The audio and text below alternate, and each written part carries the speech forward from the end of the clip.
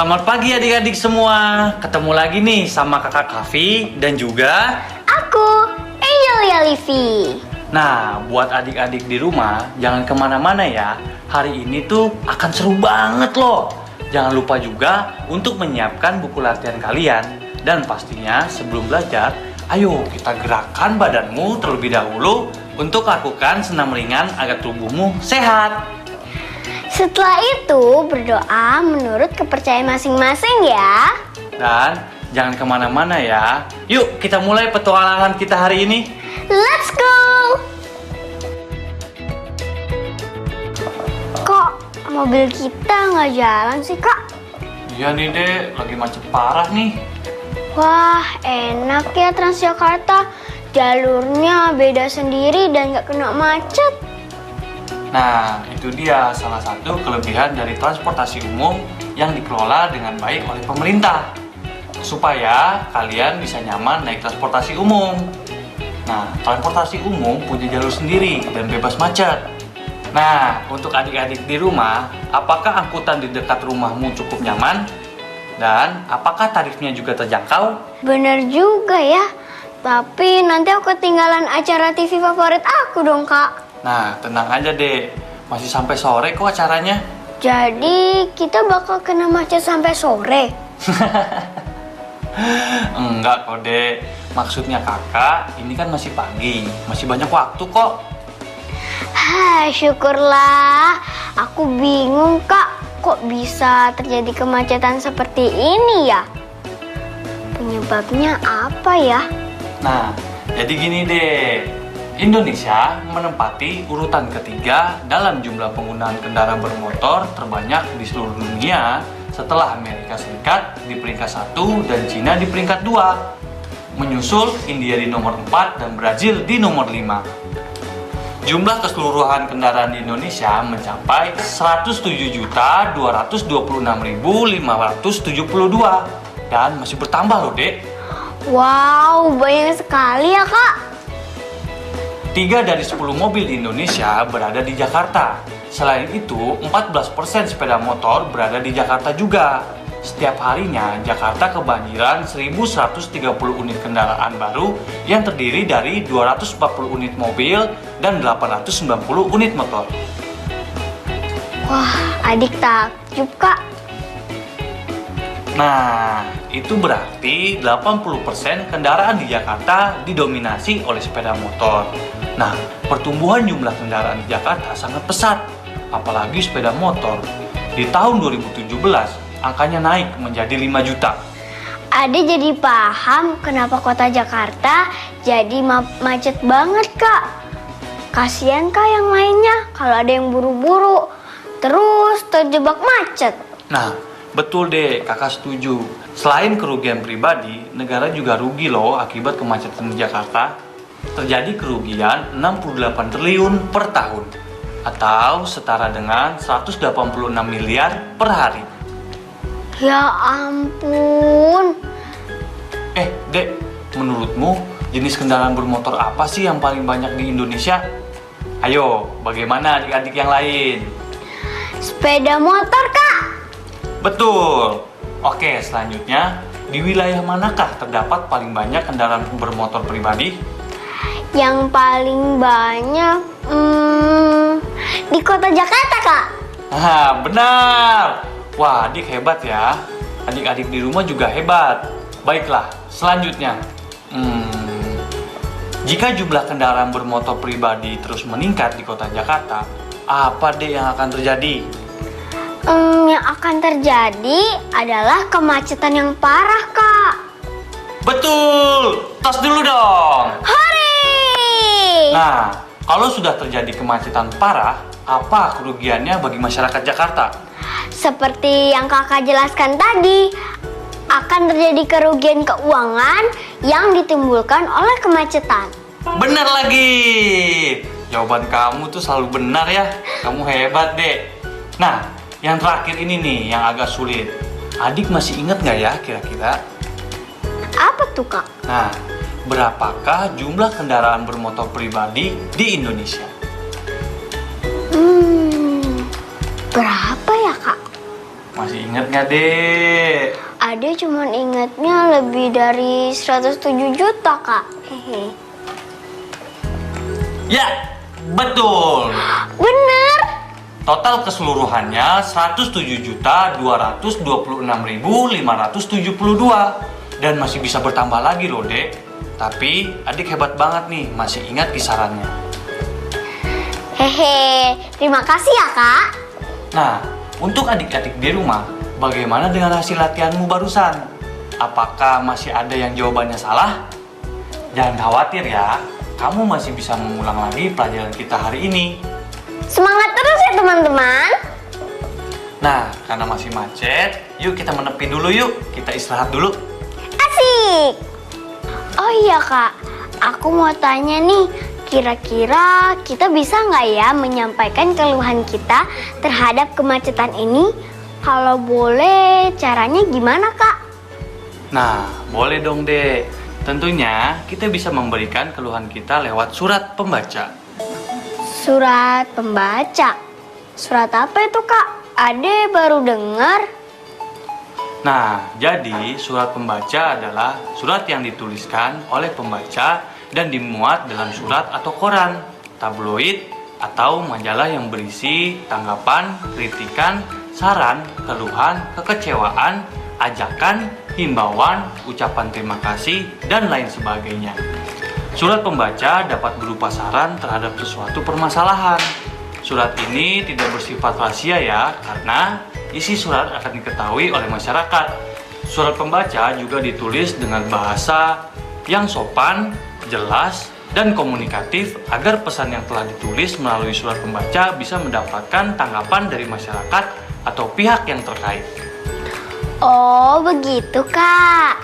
Nah, buat adik-adik di rumah, kalian bisa menulis surat pembaca yang berisi saran atau himbauan untuk mengurangi penggunaan kendaraan pribadi. Jangan lupa untuk meminta bantuan ayah, ibu, saudara, atau anggota keluarga kalian yang lainnya untuk mengecek pekerjaanmu ya. Ayo, Kak, kita minum. Eits, sebelum minum kita harus pakai dulu nih hand sanitizer. Oh iya, Adek lupa, Kak. Nah, di masa pandemi ini kita harus menerapkan protokol kesehatan seperti yang dianjurkan oleh pemerintah. Nah, seperti kalimat persuasif yang ada di poster itu deh. Kalimat persuasif. Apa itu, Kak? Jadi begini, kalimat persuasif itu adalah kalimat yang berisi tentang sebuah ajakan atau himbauan kepada seseorang atau banyak orang. Kalau kamu perhatikan, kata ayo lakukan itu adalah ciri-ciri dari kalimat persuasif. Oh, seperti itu, Kak. Kalau marilah atau cobalah termasuk kata persuasif kan? Betul sekali. Selain itu, apalagi nih Dek contohnya? Oh, seperti ini nih, Kak. Biasakan sarapan pagi sebelum beraktivitas. Begitu bukan, Kak? Nah, 100 buat Ade. Yeay! Coba sekarang kakak tanya ya. Adik-adik di rumah juga bisa menjawab di buku latihan kalian ya. Yang pertama, coba tentukan kalimat ini kalimat persuasif atau bukan. Cobalah menu baru dari warung pecel lele Pak Kohar. Nah, termasuk persuasif atau bukan, Dek? Persuasif, Kak. Oke, kata persuasifnya apa? Cobalah, Kak. Sip, betul sekali. Nah, kedua nih, warung pecel lele Pak Kohar memiliki menu baru yaitu lele saus mangga. Bukan persuasif, Kak, karena kalimat tersebut hanya memberikan info saja, tapi tidak memberikan ajakan. Wah, hebat nih Adek. Nah, lanjut ya. Kerjakan PR kalian dengan baik dan benar. Nah, ini persuasif atau bukan? Bukan, Kak. Nah, hebat banget sih Adek. Sudah menghafal kalimat persuasif atau bukan? Iya dong, Kak. Oke, yang terakhir ya. Marilah menjaga ketenangan di saat ujian sekolah. Persuasif, Kak. Yap, betul sekali. Asik. Nah, buat adik-adik di rumah, bagaimana nih dengan hasil latihannya? Ada yang benar semua nggak? Ayo, tunjuk tangan. Buat yang jawabannya masih ada yang salah, jangan berkecil hati ya. Kalian masih bisa kok membaca ulang dan mengasah lagi kemampuan kalian. Jangan sungkan untuk meminta bantuan dari ayah dan anggota keluarga lainnya untuk tanya jawab dengan kalian. Yap, betul sekali. Ya sudah, nanti kalau minumannya sudah habis, kita lanjutkan perjalanan kita ke rumah ya. Sepertinya sudah tidak macet lagi nih. Oke, Kak. Selamat datang kembali adik-adik semua. Kali ini kakak akan memberikan latihan kepada kalian semua. Sudah siap semua? Baiklah, perhatikan tabel di sebelah ini. Setiap pagi, Ibu Dian dan satu orang anaknya pergi dari Sidoarjo ke Surabaya dan kembali lagi ke Sidoarjo pada sore harinya. Tentukan biaya transportasi termurah yang harus dikeluarkan untuk perjalanan Bu Dian dan anaknya selama 7 hari. Catatlah tarif kendaraan umum yang paling murah dari Sidoarjo ke Surabaya dan kembali lagi ke Sidoarjo. Mudah sekali bukan? Sekarang kakak akan menunjukkan kepada kalian cara menghitungnya. Jika dilihat dari tabel di samping, kendaraan apa sih yang tarifnya paling murah dari Sidoarjo ke Surabaya? Yap, betul sekali, kereta komuter. Dengan harga 4.000 sekali jalan untuk pulang pergi, artinya kita harus mengalihkan 2 tarifnya, sehingga tarifnya menjadi Rp8.000 sekali pulang pergi untuk 1 orang. Dikalikan 7 hari, maka hasilnya adalah Rp56.000 untuk 1 orang. Tugasmu adalah menentukan berapa sih ongkosnya yang harus dikeluarkan untuk 2 orang selama 7 hari. Nah, hitunglah dengan teliti dan jangan lupa ya untuk meminta ayah, ibu, atau anggota keluargamu yang lain untuk memeriksa pekerjaanmu ya. Semangat! Jadi sampai mana prosesnya? Sekarang kakak harus menghitung biaya pembangunan temboknya nih. Aku bantu hitung ya. Boleh nggak, Kak? Ya boleh dong. Oke, apa yang bisa aku lakukan, Kak? Pertama-tama kita lihat dulu nih bentuknya. Bentuk ruang garasi ini memiliki panjang, ada lebar, dan ada tinggi. Menurut Adek, jika ini dibangun ruang garasi, bentuknya akan seperti apa sih? Balok ya, Kak? Ya, betul sekali. Adik masih ingat nggak cara menghitung luas permukaan balok? Aku lupa, Kak. Yang aku ingat hanya menghitung luas setiap bidang sisinya, Kak. Nah, iya dek. Yang akan kita buat itu sisi kiri, kanan, depan, belakang, dan dikurangi dengan luas pintu garasi, dek. Kok dikurangi pintu garasi, Kak? Karena pintu itu bukan tembok, dan itu menggunakan bahan yang berbeda. Oh, oke. Nah, kamu masih ingat nggak bagaimana cara menghitung luas permukaan tembok garasi? Jadi kalau begitu yang dihitung adalah luas sisi kanan dan sisi kiri ditambah luas sisi depan dan belakang dikurangi luas pintu. Berarti menghitung permukaan luas tembok garasi adalah 2 kali P kali T tambah 2 kali L kali T dikurangi luas pintu. Sebelum kita menghitung biaya, nah, tahap pertama adalah menghitung luas tembok. Caranya, hitung terlebih dahulu luas tembok tiap bagiannya, kemudian pada salah satu bagian tembok dikurangi dengan luas pintu. Luas tembok sama dengan keliling dikali tinggi tembok dikurang luas pintu. Oke, Kak. Ini catatan ukuran yang kemarin. Keliling 15 meter dikali tinggi tembok 3 meter dan dikurangi luas pintu 5 meter persegi. Coba hitung deh berapa dapatnya. Berarti 15 meter kali 3 meter sama dengan 45 meter persegi. Dikurangi 5 meter persegi, jawabannya menjadi 40 meter persegi, Kak. Oke, kita dapat luas temboknya nih 40 meter persegi ya. Kemudian kita hitung biayanya. luas tembok dikali 117.146.000 rupiah.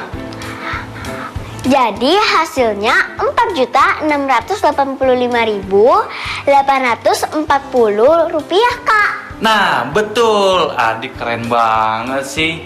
Makasih ya, Dek, sudah bantuin kakak. Sama-sama, Kak.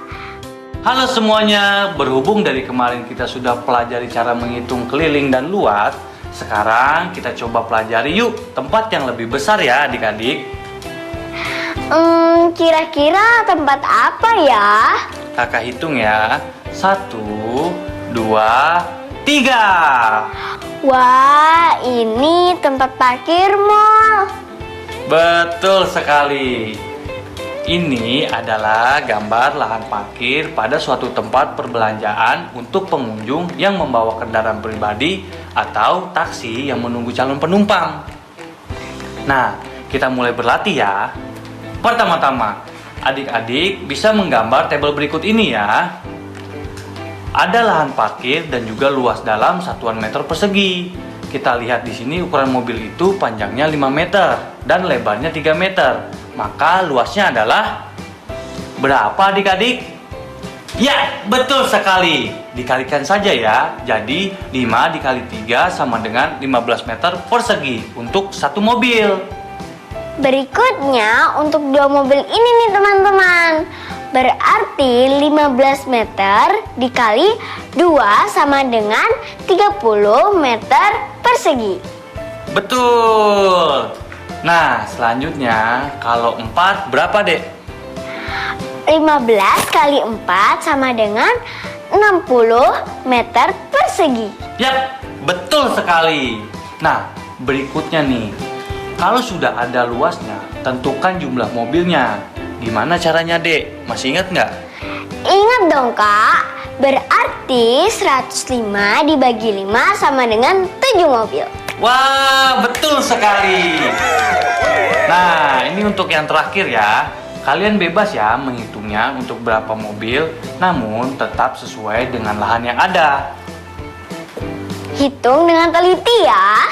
Selanjutnya, tentukan luas dan keliling seluruh lahan parkir tersebut. Kakak berikan waktu 10 detik ya untuk menjawab. Kita hitung mundur nih. 10, 9, 8, 7, 6, 5, 4, 3, 2, 1. Oke, waktunya habis. Jawabannya berapa, Dek? Jawabannya untuk luasnya 252 meter persegi dan kelilingnya 64 meter. Jawabannya betul sekali. Gimana adik-adik yang di rumah? Jawabannya juga betulkah? Next ya. Panjang tembok pada lahan parkir adalah keliling lahan parkir dikurangi dengan lebar pintu. Tentukan panjang tembok lahan parkir tersebut. Ini baru saja kita bahas ya tadi. Semoga masih ingat ya rumusnya. Oke, kakak beri waktu 5 detik ya. 5, 4, 3, 2, 1. Waktunya habis. jawaban yang tepat adalah 60 meter. Yes, betul sekali. Nah, pertanyaan terakhir nih adik-adik. Mohon disimak ya. Pada garis yang berwarna merah di gambar tersebut akan dibangun tembok dengan ketinggian 3 meter. Coba hitung perkiraan biaya pembuatan tembok tersebut. Tadi adik-adik di rumah juga sudah memberikan contoh untuk menghitung ya. Rumusnya adalah luas tembok sama dengan luas permukaan tembok dikurangi luas pintu garasi. Semoga semuanya sudah mendapatkan jawabannya ya. Adik gimana? Sudah tahu jawabannya? Mudah-mudahan. Bentar ya, Kak.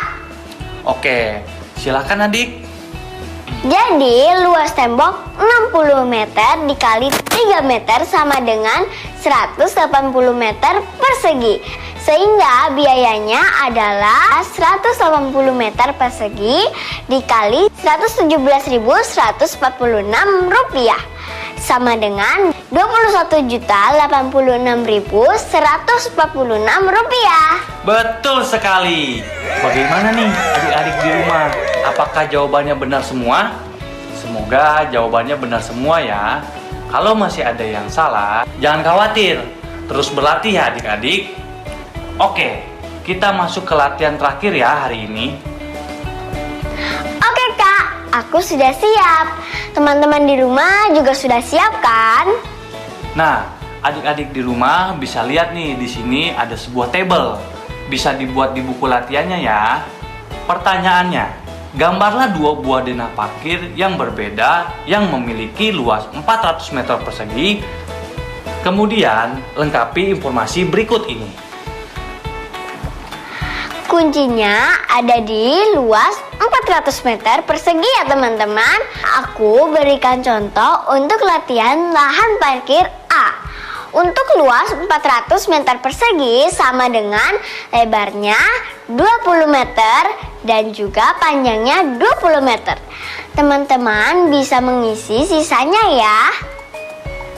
Lanjut lagi, tentukan keliling setiap lahan parkir, dihitung dengan teliti ya adik-adik. Pertanyaan selanjutnya, jika akan dibangun tembok yang mengelilingi lahan parkir tersebut, menurutmu mana yang membutuhkan biaya pembangunan tembok lebih mahal? Jelaskan alasanmu ya.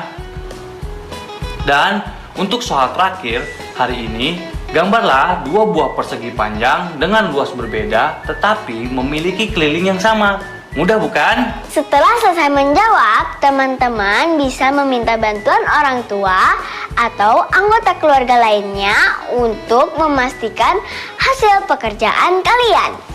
Nah, adik-adik di rumah jangan lupa ya untuk mencatat kembali apa saja sih yang sudah kita pelajari hari ini. Hari ini kita sudah mendapatkan informasi pertumbuhan jumlah kendaraan bermotor di Indonesia. Belajar membaca dan membuat surat pembaca. Mengenal kalimat persuasif dan manfaat luas dan keliling persegi panjang dalam pembuatan lahan parkir kendaraan. Jangan lupa dicatat ya adik-adik. Terima kasih ya buat adik-adik yang sudah mengikuti kakak dan adik berpetualang hari ini. Jangan lupa untuk membantu anggota keluarga kalian di rumah ya. Aku dan kakak pamit undur diri dulu. Kami pamit undur diri dulu ya. Tetap semangat dan rajin belajar ya adik-adik. Sampai jumpa besok. Dadah!